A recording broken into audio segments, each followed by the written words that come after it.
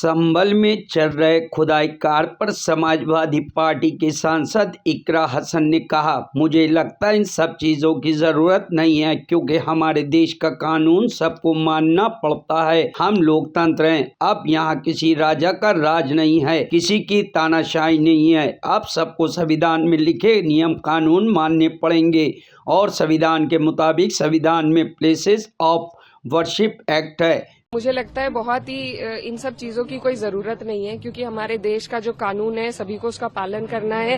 Places of worship act है, इसीलिए लाया गया था कि जो राजशाही शासन है उस दौरान जो हुआ व्यवस्थाएं बदल जाती थी। जो भी राजा बनता था वो अपने हिसाब से व्यवस्था बदल देता था। लेकिन अब हम एक रिपब्लिक है, अब हम एक लोकतंत्र हैं। अब यहाँ पर किसी का राज नहीं है, किसी की तानाशाही नहीं है। तो अब जो नियम कानून किताब में लिखे गए हैं उसी हिसाब से सबको चलना पड़ेगा, संविधान के हिसाब से। और संविधान में प्लेसेस ऑफ वर्शिप एक्ट है, तो जो चीज जहां पर 47 में थी, जो भी गिरजाघर, जो भी मंदिर मस्जिद था, वो उसी हालात में रहना चाहिए। जो यूपी सरकार के एक मंत्री हैं, वो जो मौजूदा सांसद हैं संभल के, उनके लिए कह रहे हैं कि अगर वो नहीं संभले तो आजम खान जैसा हाल होगा।